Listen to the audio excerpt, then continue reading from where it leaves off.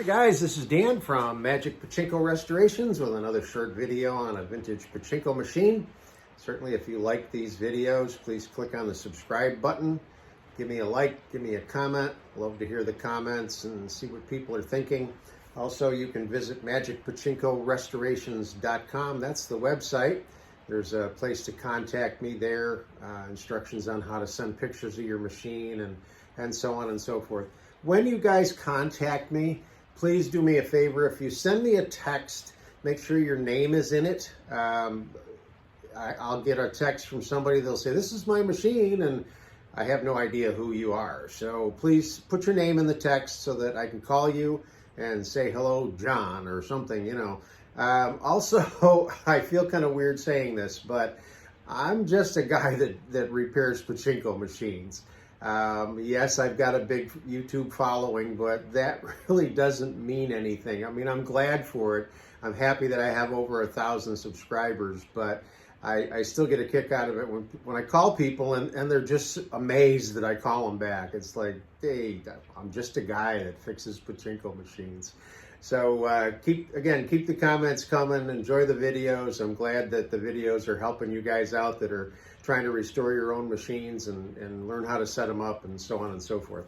So today, this is a very typical pachinko. This is a 1975 Nishijin Model B. This machine was actually in very nice condition when I got it. And the customer told me that she just wanted a functional restoration. So I'll explain basically what I do with a functional restoration in just a second. I'll explain it right now. When I do a functional restoration, it ensures that the machine functions, obviously, and that is the guts and the electrical system are all functioning. I also will remove the upper feed tray because this gets very, very dirty in here. This all gets disassembled, cleaned up. I resilvered the Nishijin logo. The only thing that I did on the front, besides just a little cleaning, is I did put the tulip stickers on this machine. I replaced the tulip stickers here and here and here, and I had one left. This is not really a crown tulip, but I put it on there just because if you don't like it, it'll just pull right off. Interesting center attraction. We'll talk about that in a minute once we get the machine loaded up with pachinko balls. This is the original plexiglass. It's a nice thick piece, so it wasn't badly worn or broken, so we just left it in there. So I don't do much cosmetic work at all. This comes off, I wax it up, I clean the ashtrays out and paint them with silver paint so that they look nice. But beyond that, I just you know, you just kind of wipe it down. I to a certain extent, I just want to clean everything. That's just the way I am. But this particular spinner was in really bad shape, so I happen to have another pink and blue one, so I replaced it. So let's turn it around. The bulk of the work that I do with the functional restoration is on the back side. All of the guts come off, and if you don't already know, after you loosen a few things and disconnect a few things, the whole guts will come off on a Model B, which makes it a lot easier.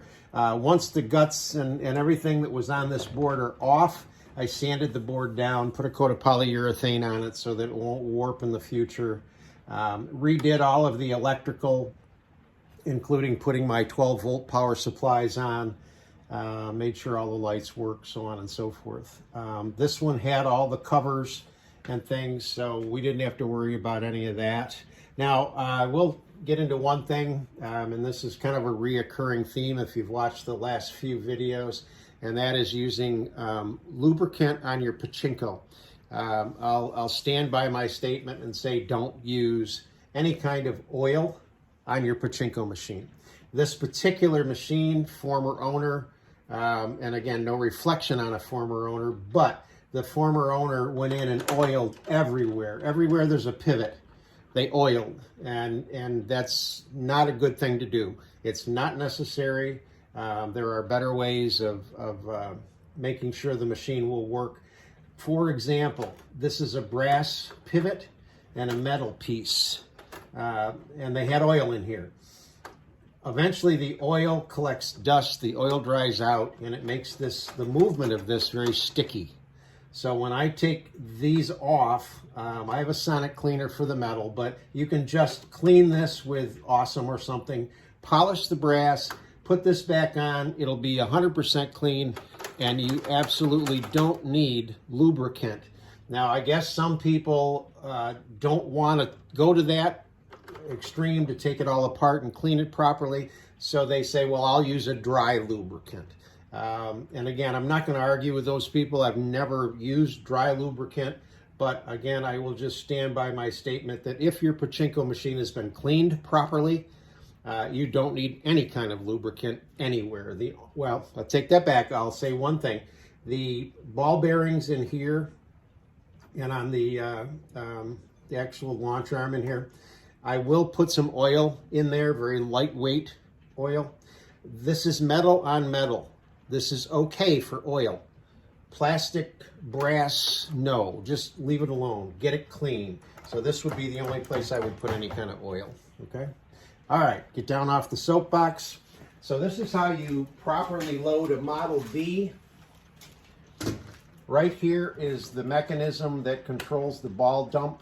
When you want to get all of the balls out of your machine, you push down on this. It disconnects these two pieces and lets all the balls run down this shaft, the chute, and then out of the machine. So that's how you would dump the balls. When you get ready to play, the first thing you do is push, there's a little red arrow there, you push this over so that these two pieces interlock with each other.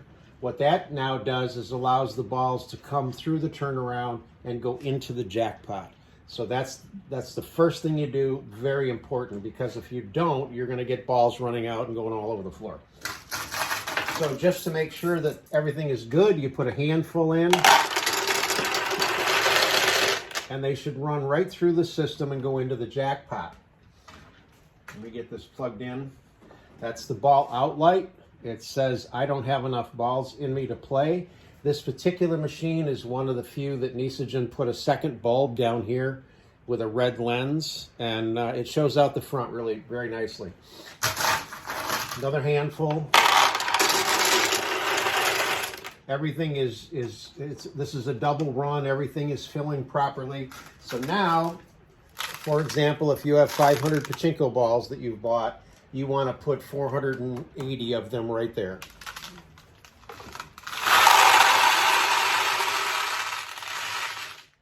So the vast majority of pachinko balls that you own are going to go in this tray, and even then, it's not full. There's room for plenty more pachinko balls.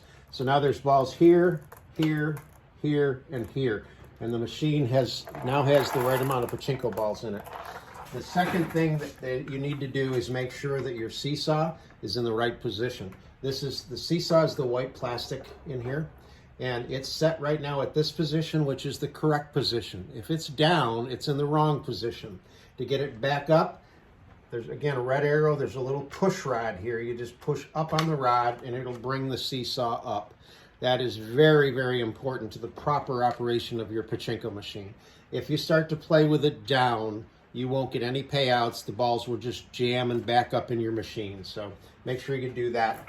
You need to have something that's wide enough to go from here to here. The winning balls drop out here, the losing balls drop out here. So you need something similar to this that'll sit and catch the balls. I'm going to put these in the front hopper or the front tray. Put this back here like that, and then we'll show you what this kid looks like in action. Okay, let's get it over. There we go. That's a little better. Get rid of the glare. Okay. So when you freshly load the machine, the first time you go to launch one, nothing happens. It takes a cycle to get a ball in onto the launch ramp. By the way, when that red light comes on up here, there's a red lens down here that comes on also. I like it. It's kind of nice. Interesting center attraction. We'll talk about that in a second. and then you just start to launch balls.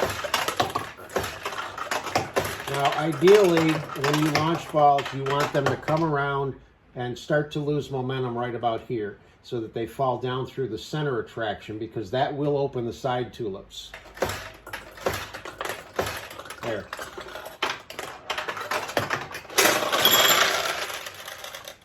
So I put one in here, it went down through the system and opened this tulip.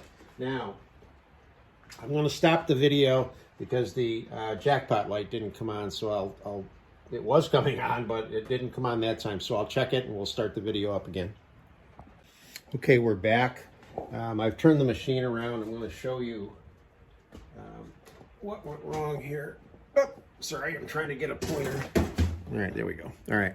So right in this little open slot right here, if you can see in there, this is the leaf switch right here. And the leaves are out here.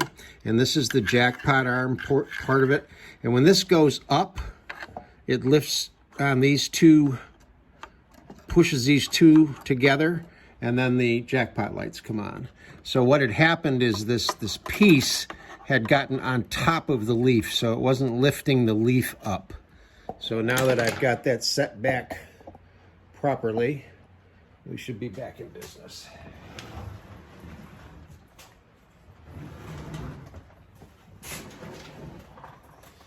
Okay, so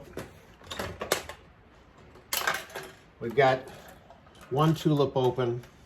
When this goes down through, it will either go internally this way or this way. If it goes this way, it'll open this tulip. It went this way that time. So if I go down in here, I get it to go over to here and open that tulip. And then the ones that go down through the center, you gotta have the glass closed. But the ones that go down through the center will do that. Okay, so now that we've got the tulips open, we'll get a bunch of wins here.